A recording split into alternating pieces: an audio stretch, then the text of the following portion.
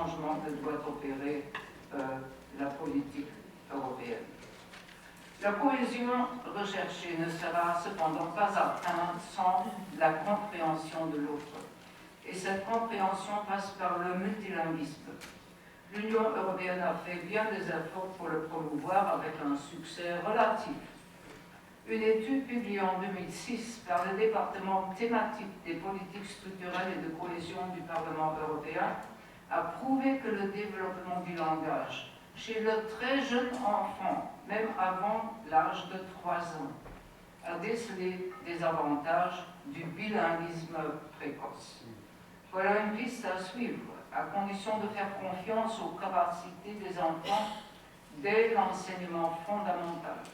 Que de temps perdu s'il n'est pas tenu compte de leurs talents et de leurs capacités dès la scolarisation, même précoce et préscolaire. Une autre étude faite à Berlin, dans le quartier Kreuzberg, à forte population immigrée, sur des classes de l'enseignement fondamental pendant 6 ans, les uns pratiquant un instrument de musique tous les jours, les autres 1 heure de musique par semaine. Alors, les résultats, les performances cognitives et comportementales de ceux qui n'avaient qu'1 heure de musique musicale étaient très en retrait des autres. Alors, quel débat pauvre sur le maintien de l'orchestre des jeunes en Union européenne, et quel succès pour un orchestre au Venezuela où il y a eu un grand projet social avec un orchestre symphonique. Alors, de nombreux programmes ont été très bien menés, aussi au niveau des universités. Seulement, nous sommes à 2 ans du 20e anniversaire de Bologne, de la réunion des systèmes universitaires. Je pense qu'il faudrait faire une évaluation des résultats. Alors, quel est maintenant le défi qui nous est lancé à ce 21e siècle? D'abord, ne nous faudrait-il pas un nouveau siècle des Lumières? Le défi lancé est cette fracture culturelle au sein de l'Union européenne, mais aussi entre l'Orient et l'Occident. Et les religions et leur interprétation ne devraient plus pouvoir s'ériger en instrument de séparation ni en instrument de pouvoir. L'éducation prépare à la vie en commun. Avant toute chose, elle doit communiquer la confiance, l'amour de soi et du prochain, le respect des richesses de cette terre et le partage avec ceux qui sont dans le besoin. Et ces attitudes s'apprennent dès le plus jeune âge. Les failles se répercutent sur la société de demain, car les laissés pour compte, qui souffrent de déracinement, de l'absence de chaleur familiale et de repères spirituels, sont mal préparés aux défis d'une union qui affronte l'heure de vérité. Et ceux-là, ce seront les victimes du djihadisme et de l'IS. Alors cette heure de vérité pour nous, elle nous demande de prouver un engagement ferme de notre foi en nos valeurs et de la raison d'être de l'Europe.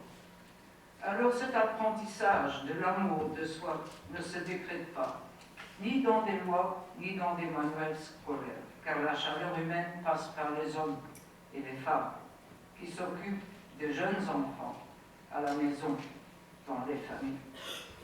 Or, ce temps investi n'est pas calculé en termes de valeur économique. Ces produits n'apparaissent pas dans le PIB. Et pourtant, ce sont là des investissements à long terme et de plus-value certaine. Merci.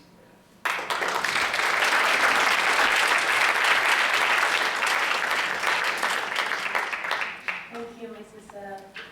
Schultes, for your reflection and taking us through the journey of Europe. And also emphasizing the need for cohesion and communicate confidence in Europe and invest in longer-term initiatives. So let us continue to our next speaker, Mr. David Fraser Harris. I will keep the introduction short, but he's the Regional Secretary General for the Universal Peace Federation, the Middle East and North Africa. And after serving the International Religious Foundation, he and his family moved to Damascus, where he spent 14 years teaching English and traveling frequently to support UPF. Thank you. Let's welcome Mr. Harris. The main point is I was 14 years in Syria.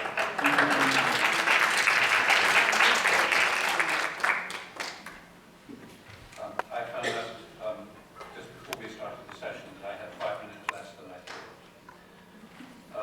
I'm really appreciative of the former speaker because she finished with where I wanted to start. I'm going to do a little bit before that.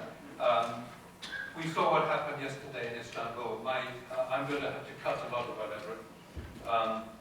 But if we look at London, Madrid, Paris, Brussels, Nairobi, Istanbul, Cairo, we have seen an erosion of trust. We have seen the same erosion of trust in the collapse of the banking system a number of years ago, and the same erosion of trust when we discover that cyclists and athletes have been cheating on a massive scale. And the same erosion of trust when we find out that our British television personalities have been abusing children and other people for decades. So, we saw the murder of a British member of Parliament very recently, which was the attack on the very fundamentals of democracy. So we are losing trust in each other and in our system, and this is fundamental. How do we respond? Systems respond with security checks. Banks have new checks and standards. Institutions set up ways of checking that people can deal with vulnerable people, and you have to fill in forms and all of this kind of thing. But actually, we will never legislate our way to security and peace. The key to peace is people, how we think and how we feel and how we live. The reality we have to confront is that the enemy is no longer out there. It's in here, in our countries, in our society, and in our own hearts and minds.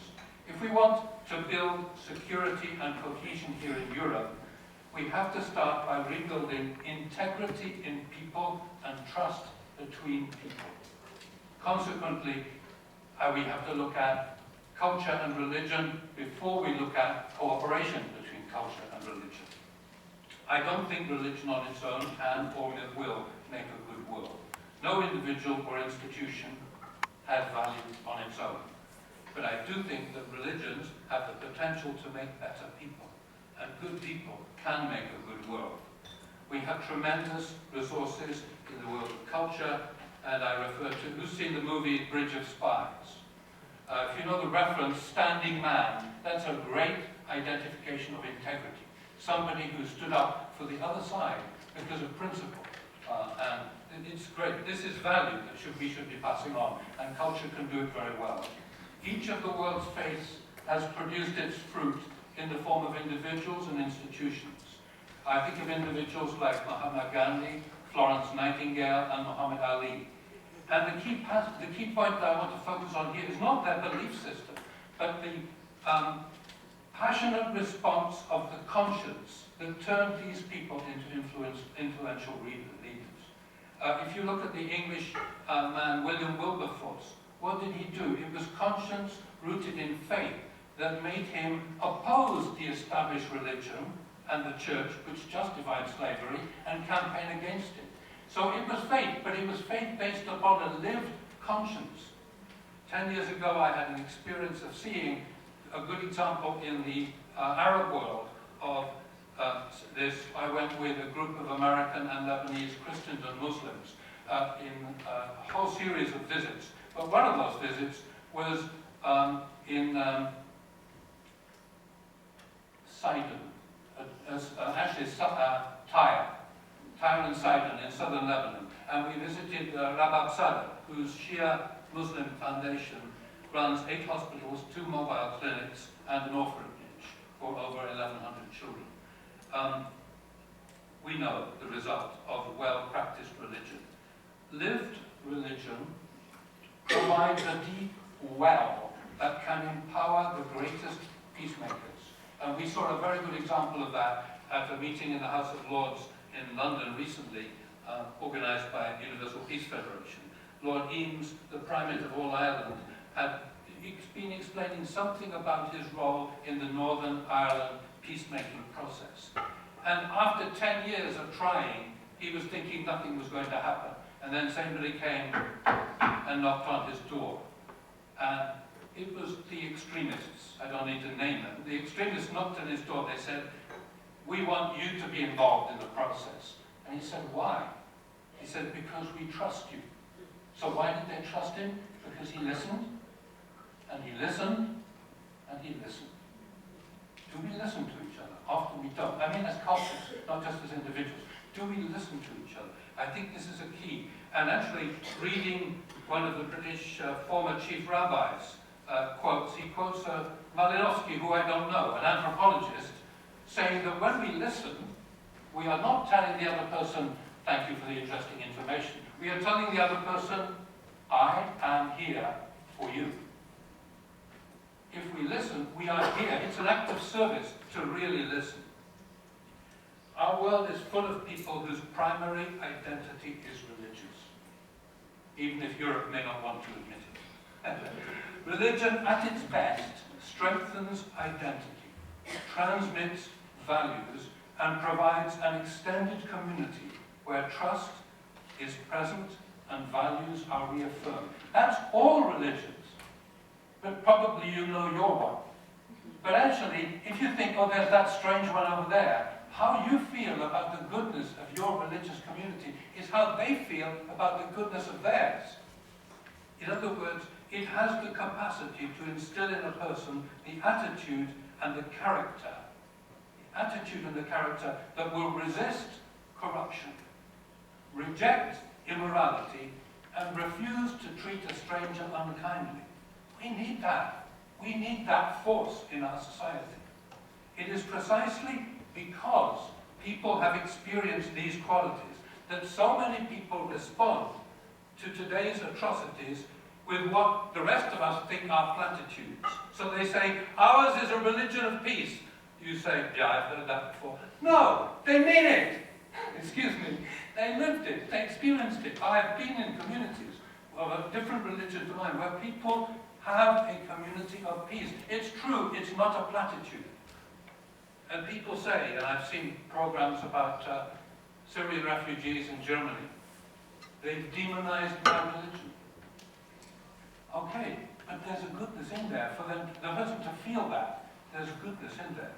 I am ashamed of my countrymen, or at least the English fans, if they have to go to prison for violent behavior in Paris. But that doesn't mean that I want to separate from England, even though I came from Scotland. And it doesn't mean that I want to stop watching football. We have to go beyond these things. Cultures also are keys for society, for security and cohesion. Who here knows the Korean way of addressing an older man in the community? You say, I think, ajashi, ajashi, right? Which means uncle. Okay, who knows what you say in the Arab world? Amo, which means uncle. What did you used to say in Italy a long time ago? Papa nonno. Papa nonno, which means daddy grandpa. Okay? So we have embedded in our cultures the value of the extended family, which is a source of peace. In the Scottish countryside, tradition has it that you should welcome a stranger as if he might be Christ. In other words, treat him well. Arab hospitality is legendary. You may have heard the term ahlan wa sahlan. Do you know what it means? And this is not literal. It's rough. May the way be smooth for you. But it's a welcoming statement. These are the resources we have. And this is not what I've written here. But in 2002, one of our peace ambassadors from Syria visited England for a conference. And he was being interviewed on the radio by an Arabic radio. And he came back to me in Syria, where I was. He said, in England, you have far more extremists than we do in Syria. But what's this? 2 minutes. Examples. This point is important. Interreligious cooperation is not just God talkers. We don't need them. We need people who can uncover the strengths of the world's religions and cultures and communicate them so that each can flourish and contribute to a global environment. We need to see and understand the best of each other's culture, and like different members of an orchestra or a sports team, play our part in a bigger picture. Every culture has its role. If this is done well, we will develop greater trust and a wider sense of community. And if we just took the Middle East and Europe, we've already heard some examples, and you look at the value of civic values in Europe, the Middle East does not have. And if you look at the value of extended family in the Middle East, Europe could learn a bit. We can teach each other. Why don't we, instead of threatening each other, realize that we can teach each other? We need each other. I've got a list of examples and projects which I don't need to go through. I'm sure they'll make this available. I speak about the Little Angels of Korea as an example of cultural promotion of the understanding of different cultures as a way of peace. And a particular experience that I went through in Korea when they performed directly in front of the president of Turkey in his home. And this was televised naturally. And you could see the love between the cultures in the way they were treating each other. But it's because something very beautiful was coming out. In October 2001, Universal Peace Federation's predecessor, the IIFWP, had a conference in New York. October 2001. We changed the title to Global Violence, Crisis and Hope. At breakfast, the then president of Indonesia was eating breakfast with Father Moon, the founder of the Universal Peace Federation. And Father Moon said, we should have a conference in your capital to show the world what real Islam is like. And that conference happened just a few weeks later at the end of Ramadan. And the participants were all Muslim. But they were gathering to show a real, and this we have to live for each other, as between religions, between cultures. That action in 2001 came after 20 years of interfaith programs, which brought young people together, including the Youth Seminar of the World's Religions, which, among others, one of the recent prime ministers in the world attended that program in 1983 or 1984. They learned to live alongside people of other faiths and respect them. The Religious Youth Service project, which still goes on.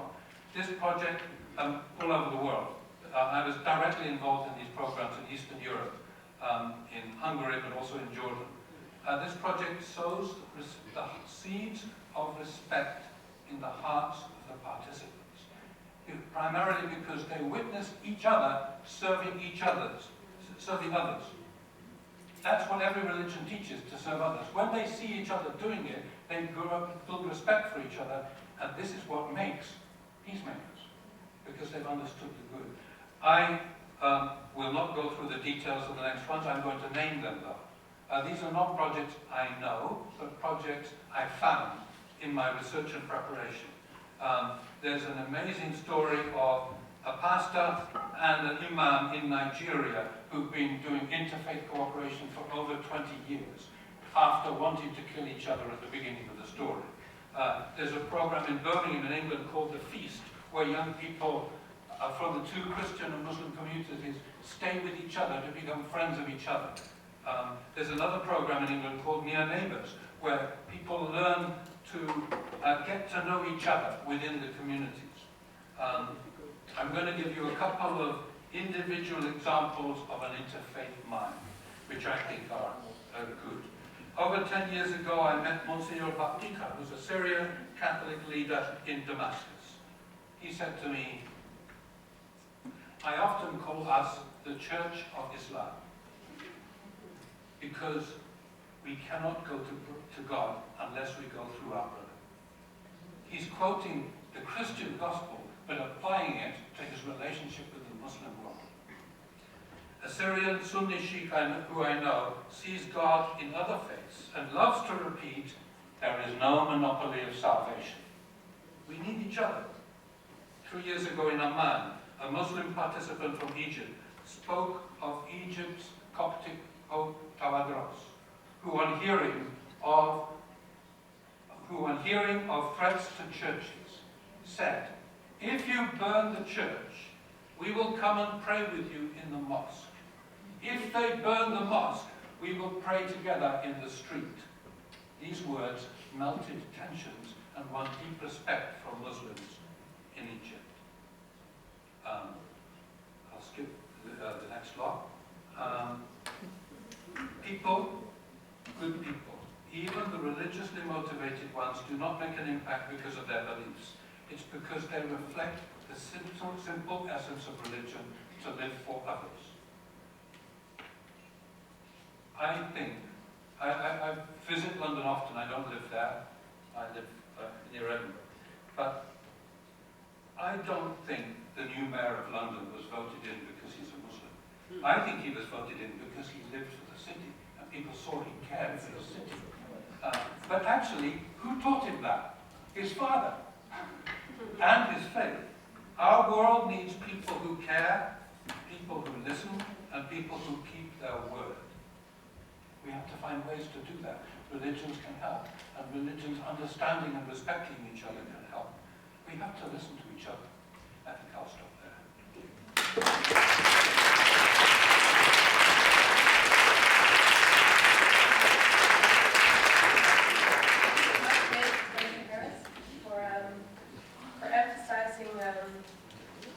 For reflecting on the common base of religion and the powerful capacity if we have the lived conscience in our perspective on life. And also to embrace each other, wanting to learn from different cultures. I think it's very powerful. Let's go to the next speaker. It's Mrs. Geertra Lano. She's a senior regional specialist on labor mobility here in the Netherlands. And she's from the International Organization on Migration. So please welcome Ms. Vito. I'm happy to find someone who managed to pronounce my name correctly.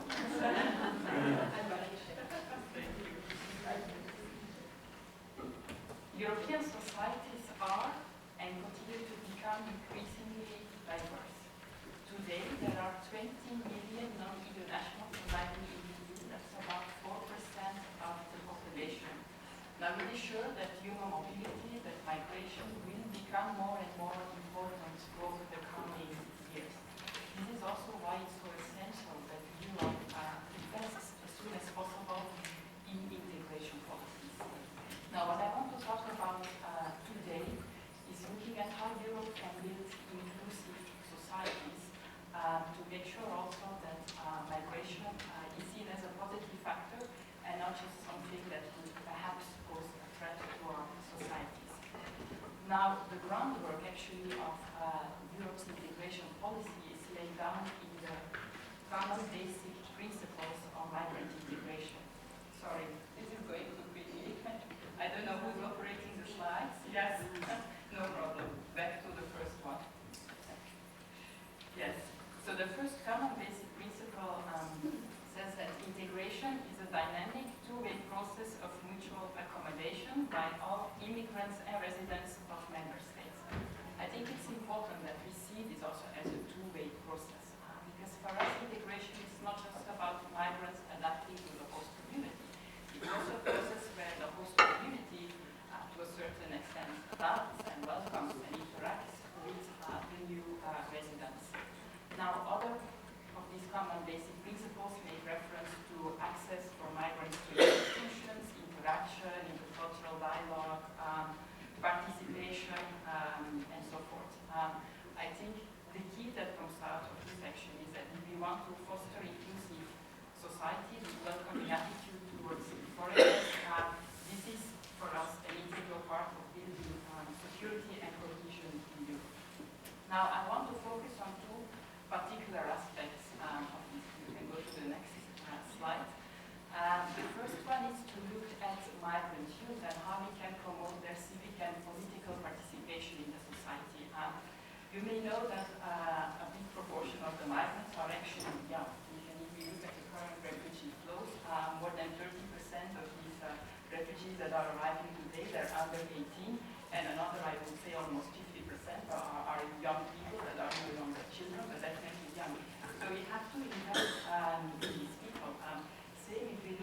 second generation, perhaps legally they're no longer migrants because they might have obtained EU citizenship, but still they have a certain migrant background, maybe their parents were migrants, and unfortunately we find that these young people are still disadvantaged on several fields in terms of educational outcomes, in terms of labor market inclusion and so forth. We see that young migrants are still less employed than EU citizens, but also if they're unemployed, then it's often in less favorable conditions. So, including the voice of these young people and hearing their concerns, I think is very important.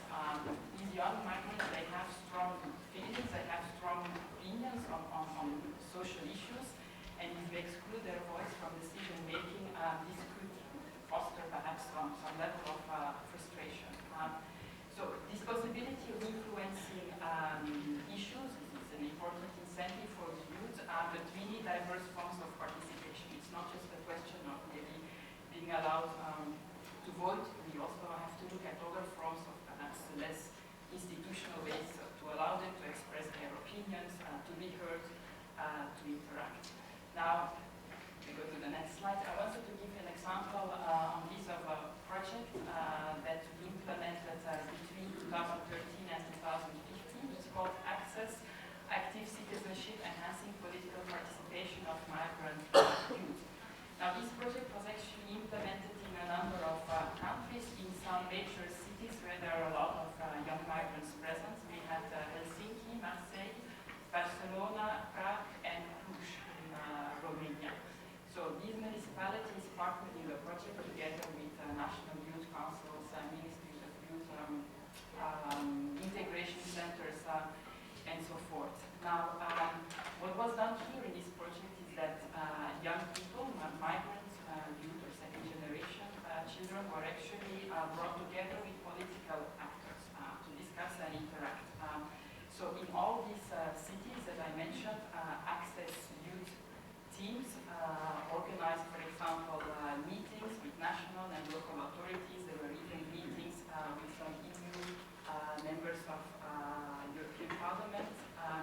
What was also done was actually a kind of peer review or exchange between these different cities, because municipalities, cities, play a very important role when it comes to integration, when it comes to community building, ensuring a peaceful coexistence of migrant communities and the local residents. But some cities have more experience in this as others, and organizing this exchange where both, let's say, the local authorities and the youth were able to visit the other cities and see what was done there. It was actually proved very useful. For this also, we created a kind of self-assessment tool, because there are many other cities that maybe are confronted with this question of how can we engage migrant youth. And you will see it's a bit small here, but basically it's available online, and anyone or any person, representing a municipality could actually go online and fill a questionnaire, and automatically you receive some kind of assessment of, how inclusive your city is in terms of integrating migrant youth. Now, I will just present one other example. We can go to the next slide, which is about praising diversity and fostering open societies. Unfortunately, the general public's opinion about migrants is still predominantly negative, and perhaps this perception is also based on uninformed assumptions, maybe stereotypes. Especially now, we really see that the positive